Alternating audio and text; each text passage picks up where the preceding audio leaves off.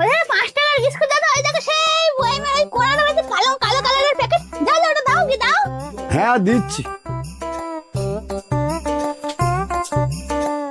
তো এইটা? হ্যাঁ হ্যাঁ ওইটা ওইটা ওইটা দাও দাও দাও। ওই তো পাশেটা দেখতে পাচ্ছ না? দিচ্ছি দিচ্ছি। ওই তো।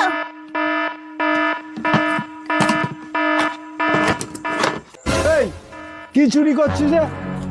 না চুরি করবো কেন, আমি দেখছিলাম ভাবছি এটা কি একটা আওয়াজ হলো বলো তো এখান থেকে।